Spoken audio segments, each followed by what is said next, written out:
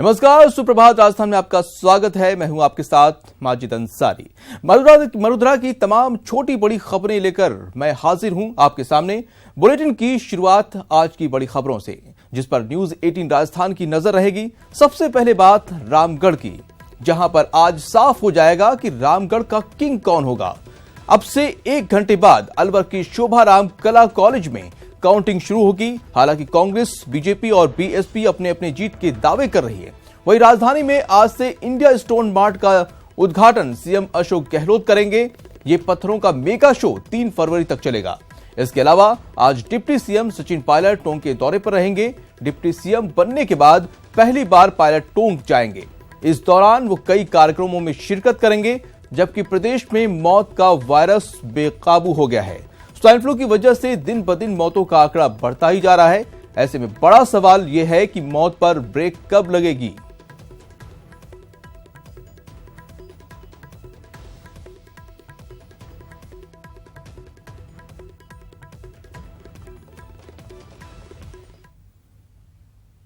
और अब बात रामगढ़ विधानसभा सीट की, जिसका काउंटिंग आज से शुरू हो जाएगा। सुबह 8 बजे से काउंटिंग शुरू होगी। बाबू शोभाराम कला कॉलेज में मतगणना होगी। 14 टेबल और 20 राउंड में मतगणना पूरी होगी। शुरुआत में बैलेट मतपत्रों की गिनती होगी। जिला प्रशासन ने सुरक्षा के पुख्ता इंतजाम किए हैं। 1,85,831 मतों की गिनती होगी। दोपहर 1 बजे तक परिणाम आने की उम्मीद है। कांग्रेस, बीजेपी और बीएसपी के बीच त्रिकोणीय मुकाबला है। 20 प्रत्याशियों की किस्मत का आज फैसला हो जाएगा। बसपा प्रत्याशी के निधन के कारण चुनाव स्थगित हो गए थे। 28 जनवरी को वोटिंग हुई थी और 2.35 लाख मतदाताओं ने मताधिकार का इस्तेमाल किया था। आपको बता दें कि यहां तक हुए 14 चुनाव में 10 बार कांग्रेस और 4 बार बीजेपी जीती है। बीएसपी ने जगत सिंह, कांग्रेस ने साफिया, जुबेर खान और बीजेपी ने सुखवंत सिंह को मैदान में उतारा है। तो आज पूरी नजर रहेगी हमारी। नतीजे आज आ जाएंगे 1 बजे तक और वोटिंग जो है, काउंटिंग शुरू हो जाएगी सुबह 8 बजे से। आपको बता दें कि 20 प्रत्याशियों की किस्मत का फैसला आज हो जाएगा। हालांकि बीजेपी, बीएसपी और कांग्रेस अपने अपने प्रत्याशियों की जीत का दावा कर रहे हैं।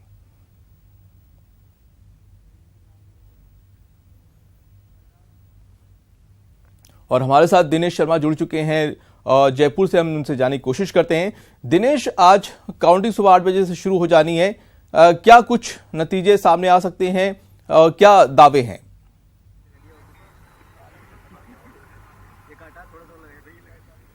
देखिए, बिल्कुल दावों की अगर बात करें तो तीनों जो त्रिकोणीय जो मुकाबला है भाजपा, कांग्रेस और बसपा के बीच, तीनों प्रत्याशी अपनी अपनी जीत के दावे कर रहे हैं। लेकिन कौन रामगढ़ का किंग बनेगा ये आज साफ हो जाएगा। अब से तकरीबन 1 घंटे बाद 8 बजे जो है मतगणना शुरू होगी और उम्मीद है कि 1 बजे तक जो है वो नतीजे जो है वो आ जाएंगे। हालांकि रुझान जो है वो पहले आ जाएंगे। सबसे पहले हम न्यूज 18 पर रुझान दर्शकों तक पहुंचाएंगे। मतगणना के लिए क्या तैयारियां, एक बार उसका हम नजारा जो है यहाँ पर बताना चाहेंगे। बाबू शोभाराम कला कॉलेज में जो है मतगणना होनी है और यहाँ पर आप देख सकते हैं पूरी जो व्यवस्थाएं हैं वो तमाम मुकम्मल हैं। बड़ी संख्या में जो है सुरक्षा जाब्ता लगाया गया है। इसके साथ ही अभिकर्ताओं का जो है पहुंचना शुरू हो गया है। 14 टेबल पर गणना होनी है। 20 राउंड होंगे। एक राउंड की अगर बात करें तकरीबन 20 से 25 मिनट का वक्त लगता है। तो उम्मीद ये जताई जा रही है कि 2 से 2:30 बजे तक जो है वो काउंटिंग पूरी हो पाएगी। लेकिन नतीजा जो है वो हम सबसे पहले दर्शकों तक अपने पहुंचाने की कोशिश करेंगे। मेरे साथ सहयोगी राजेंद्र जी भी हैं, उनसे हम जानने की कोशिश करते हैं। आप बताइए किस तरह की व्यवस्थाएं की गई है मतगणना के लिए खास? बाबू शोभाराम कॉलेज के हॉल नंबर ए, जिसमें 14 टेबल लगाई हैं और करीब 1,85,631 मत पड़े हैं, तो उनकी काउंटिंग होनी है, जिसके लिए 20 के करीब राउंड यहाँ पर होने हैं और 20 राउंड में ये मतगणना पूरी होगी। तो अंदाजा लगाया जा सकता है कि एक राउंड में करीब 15 से 20 मिनट का भी समय लगता है। तो 12 बजे के बाद में ही इसका परिणाम आने की उम्मीद है। जहां तक इंतजामात की बात की जाए तो पुलिस और प्रशासन की ओर से बाबू शोभाराम कले कॉलेज के 200 मीटर की दूर परिधि पर पुलिस की पर्याप्त जाब्ता तैनात किया गया है। करीब 300 पुलिसकर्मी और एडिशनल एसपी से लेकर के सीओ को जिम्मेदारी दी गई है। जो भी अभिकर्ता एजेंट जो पार्टियों के प्रत्याशी हैं उनके एजेंट आए हैं उनको और मीडिया के लिए पास इशू किए गए हैं, उनको जाने के लिए अलग से व्यवस्था की गई है। और जो लोग बाहर से आ रहे हैं उन्हें मतगणना परिसर के 200 मीटर की परिधि में नहीं आने दिया जाएगा, उन्हें दूर ही रोक दिया जाएगा, जिससे कभी ज्यादा भीड़ भी अगर होती है तो उससे सुरक्षा व्यवस्था के पर्याप्त इंतजाम किए गए हैं ताकि कोई ऐसी अव्यवस्था पैदा न हो। नतीजे किस तरह के आने की संभावनाएं हैं? किन किन के बीच यहाँ मुकाबला माना जा रहा है? कौन भारी है, कौन हल्का है? जी, ये रामगढ़ के जब मतदान 28 तारीख को जब हुआ था तो लोगों के बीच में न्यूज 18 की टीम ने जगह जगह सेंटरों पर जाकर के भी देखा था। तो जिस तरीके से वहां से एक ट्रेंड निकल कर आ रहा है तो बीजेपी और कांग्रेस के बीच में कड़ा नेट टू नेट फाइट मान सकते हैं, दोनों के बीच में मुकाबला है। जबकि बसपा के प्रत्याशी का लगता है कि वो पिछड़ गए हैं रेस से, तो वो त्रिकोणीय मुकाबले की जो उम्मीदें की जा रही थी, बात की जा रही थी, उसकी संभावनाएं कम नजर आ रही हैं। लेकिन अभी कुछ समय बाद, एक घंटे बाद जैसे ही काउंटिंग शुरू होगी, कुछ 1, 2, 3 राउंड जब होंगे तो इसकी तस्वीर धीरे धीरे साफ होने लगेगी। क्या जगत सिंह त्रिकोणीय मुकाबला बना पाते हैं या नहीं बना पाते हैं? जी बिल्कुल, तो देखिए त्रिकोणीय मुकाबला इस सीट पर है, लेकिन भाजपा और कांग्रेस के बीच कड़ी टक्कर यहाँ पर बताई जा रही है। जैसा सहयोगी राजेंद्र जी ने अभी बताया, कुछ ही देर में काउंटिंग यहाँ पर शुरू होगी और उसके बाद जो है जैसे ही रुझान आना शुरू होंगे, धीरे धीरे जैसे जैसे लेकिन दिनेश जाएंगे वैसे वैसे तस्वीर बिल्कुल साफ होती चली जाएगी। प्रत्याशियों के जो भी बीजेपी, बीएसपी और कांग्रेस हैं अपने अपने दावे कर रहे हैं जीत के, तो जो नतीजे आने वाले हैं इसके क्या मायने हैं?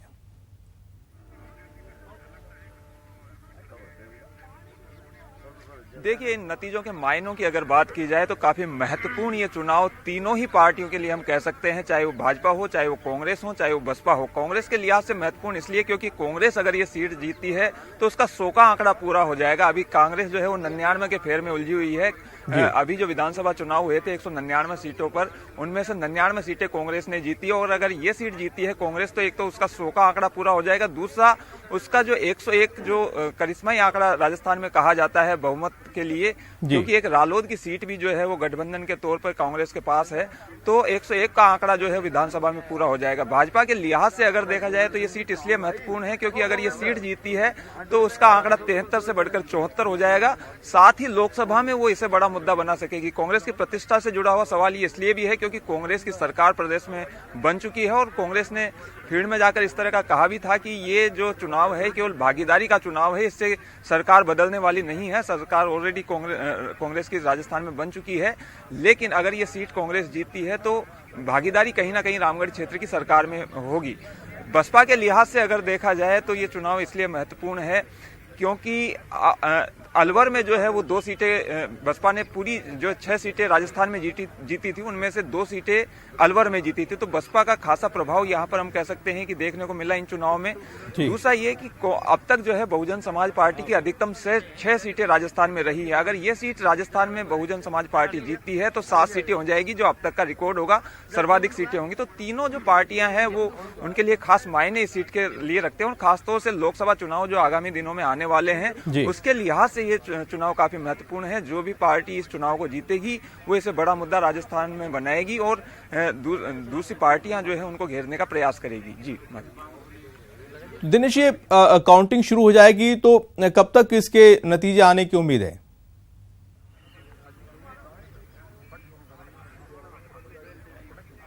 देखिए, नतीजों की जहां तक बात करें, ये क्योंकि एक राउंड में तकरीबन 20 मिनट का समय लगता है और क्योंकि 20 राउंड होने हैं तो ऐसी संभावना है कि 2 से 2:30 बजे तक काउंटिंग का दौर पूरा होगा। लेकिन अगर नेक टू नेक फाइट रहती है दोनों या तीनों प्रत्याशियों के बीच में तो हमें लास्ट तक इंतजार करना पड़ेगा। लेकिन अगर एक तरफा ये ट्रेंड जाता है तो संभावना इस तरह की भी बन सकती है कि 12-1 बजे तक जो है वो यहाँ पर तस्वीर पूरी तरीके से साफ हो जाएगी कौन यहाँ पर जीतने जा रहा है।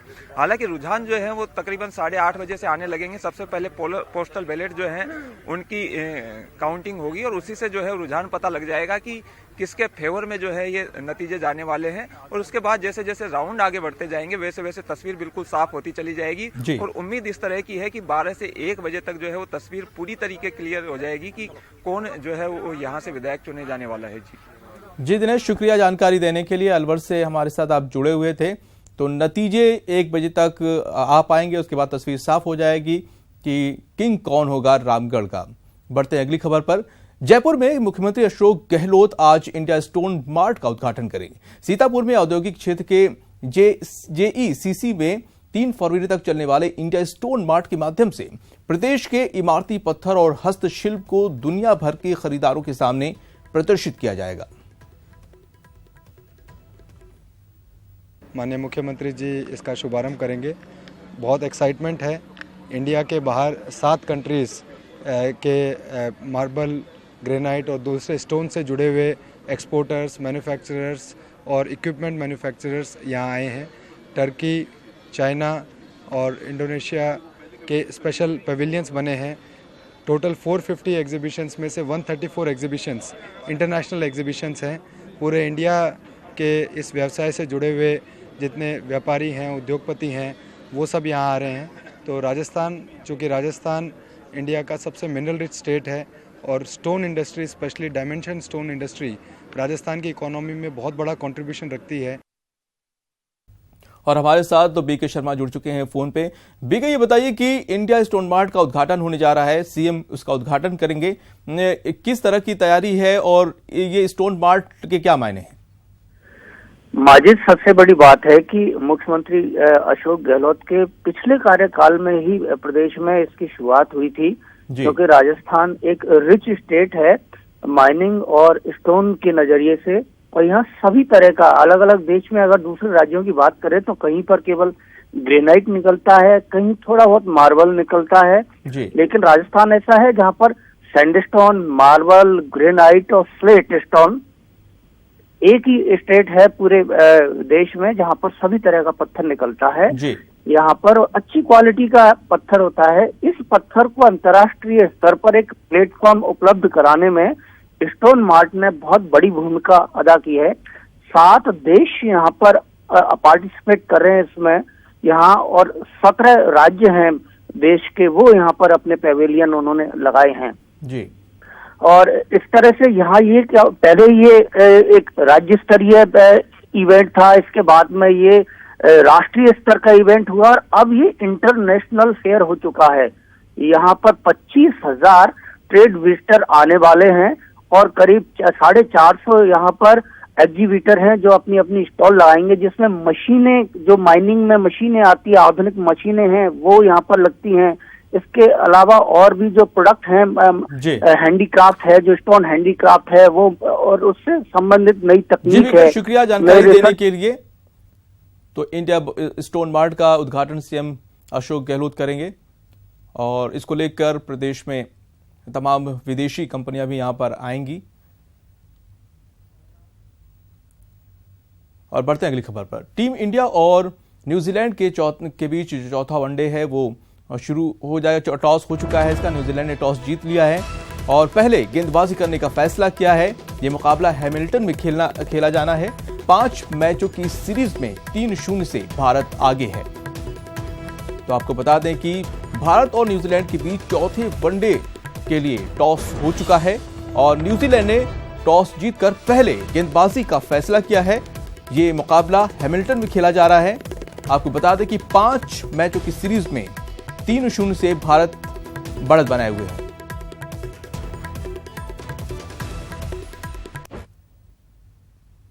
राजस्थान यूनिवर्सिटी के केंद्रीय छात्र संघ कार्यालय का उद्घाटन आज होगा। यूनिवर्सिटी के घूमर परिसर में होने वाले इस समारोह में मुख्यमंत्री अशोक गहलोत बतौर मुख्य अतिथि शिरकत करेंगे।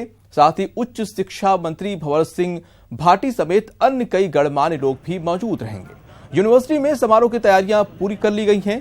कार्यक्रम में सिंगर अल्फाज अपनी प्रस्तुतियां देंगे। छात्र संघ छात्र अध्यक्ष विनोद जाखड़ के मुताबिक वो मुख्यमंत्री के सामने विश्वविद्यालय की विद्यार्थी हितों की समस्याएं रखेंगे। देखिए, राजस्थान विश्वविद्यालय का जो छात्र संघ कार्यालय का उद्घाटन है, राजस्थान के यशस्वी मुख्यमंत्री श्री अशोक गहलोत जी इनका उद्घाटन करेंगे और उनका जो राजस्थान विश्वविद्यालय में आगमन रहेगा वो 11:30 के आसपास रहेगा। इसके साथ ही उनके साथ हमारे शिक्षा मंत्री हायर एजुकेशन श्री भंवर सिंह भाटी जी होंगे और मुख्य सचेतक श्री महेश जोशी जी, महेंद्र चौधरी जी और राजकुमार शर्मा जी, ममता भूपेश जी, हमारी NSUI की ऑल इंडिया के इंचार्ज मैम रुचि गुप्ता जी होंगे और बहुत भव्य कार्यक्रम जो है हमने माननीय मुख्यमंत्री जी के स्वागत। खबर आ रही है बांसवाड़ा से, जहां पर ट्रॉले में आग लग गई है। आपको बता दें कि ड्राइवर ने कूदकर जान बचा ली है। कुपड़ा सर्किल के पास की ये घटना है और कड़ी मशक्कत के बाद हालांकि आग पर काबू पा लिया गया है। आप तस्वीर में भी देख सकते हैं कि किस तरह से जो है ट्रॉले में आग लगी हुई है और कोई भी बड़ी घटना हो सकती थी। ड्राइवर ने हालांकि सूझबूझ से अपनी जान बचा ली और कड़ी मशक्कत के बाद से आग पर काबू भी पा लिया गया।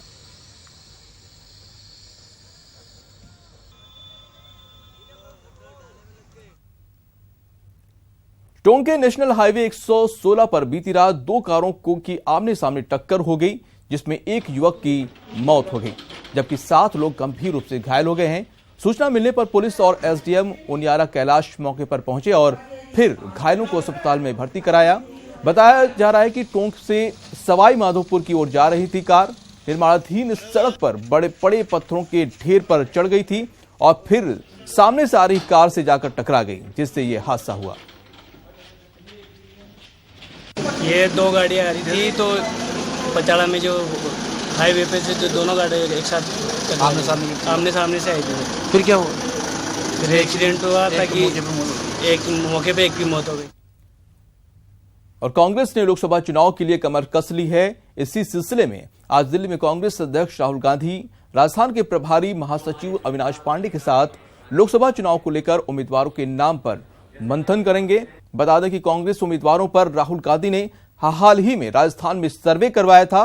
इस ग्राउंड सर्वे रिपोर्ट में संभावित उम्मीदवारों और उनकी कमजोरी ताकत के साथ साथ उसे लोकसभा क्षेत्र के पूरे राजनीतिक समीकरणों की रिपोर्ट शामिल की गई है।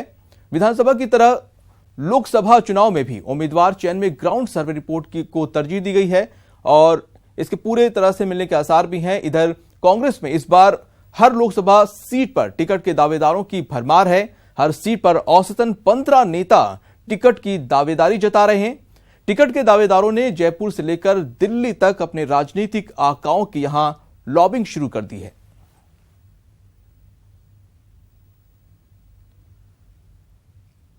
वहीं टोंक दौरे पर रहेंगे deputy CM Sachin Pilot. Scooty वितरण कार्यक्रम में शामिल होंगे। पीजी कॉलेज में छात्र संघ कार्यालय का उद्घाटन भी करेंगे। 15 गांव का वो दौरा भी करेंगे। तो डिप्टी सीएम सचिन पायलट टोंक के दौरे पर जाएंगे, जहां पर वो कई कार्यक्रमों में शिरकत करेंगे।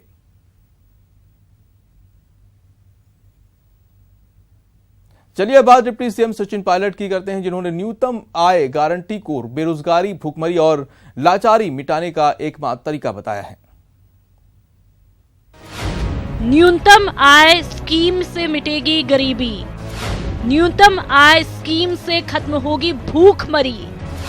न्यूनतम आय स्कीम से नहीं रहेगा कोई बेरोजगार। जी हां, लोकसभा चुनाव को लेकर सियासी वादों का दौर जोर शोर से जारी है।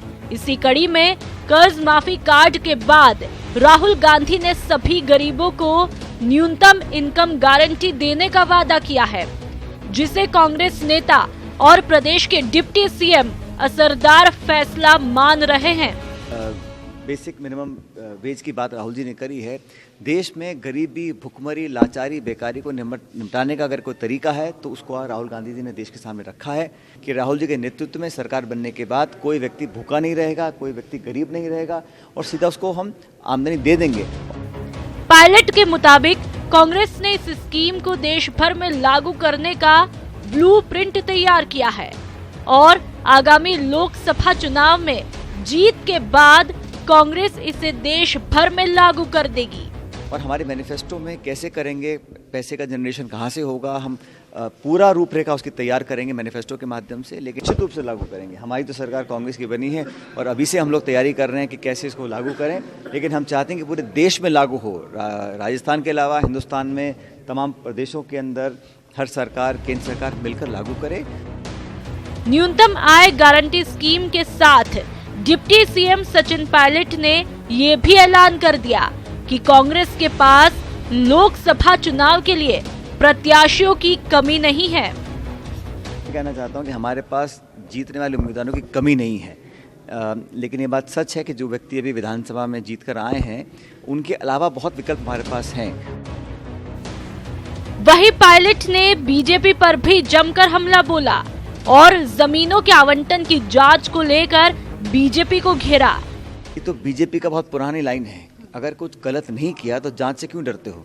अगर बीजेपी ने सब काम कायदे कानून से किए हैं तो जांच में कोई आपत्ति नहीं होनी चाहिए। जाहिर है लोकसभा चुनाव की रणभेरी का बिगुल अभी फूका जाना बाकी है, लेकिन उससे पहले ही पक्ष और विपक्ष दोनों ही जनता को लुभाने के लिए नए नए वादे करने लगे हैं। जयपुर से न्यूज़ 18 राजस्थान के लिए दीपक व्यास की रिपोर्ट। और अब बात करते हैं आईआरएस सही राम मीणा की, जिनको जेल हो गई है। जयपुर एसीपी टीम को मिले 8 और खाते, अलग अलग बैंकों में मिले खाते। मीणा की पत्नी प्रेमलता के खाते में मिले 23 लाख रुपए। अभी तक एसीपी ने खोले हैं केवल 2 अकाउंट। तो ये बड़ी कामयाबी, आईआरएस सही राम मीणा जेल की सलाखों के पीछे जा चुके हैं। जयपुर एसीपी की टीम को 8 और खाते मिले हैं आईआरएस सही राम मीणा के। अलग अलग खातों में, अलग अलग बैंकों में ये खाते हैं। और आपको बता दें कि पत्नी प्रेमलता मीणा के खाते में एसीपी को 23 लाख रुपए मिले हैं।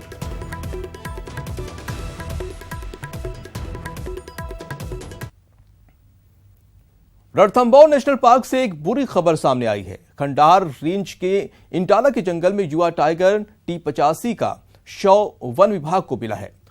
बाघ की मौत कैसे हुई ये साफ नहीं हो पाया है। T85 बाघीन T19 उर्फ कृष्णा का शावक है, जिसका जन्म 4 साल पहले राजबाग झील के पास हुआ था। फोटोजेनिक होने की वजह से पैकमैन शुरू से पर्यटकों का काफी पसंदीदा बाघ रहा था।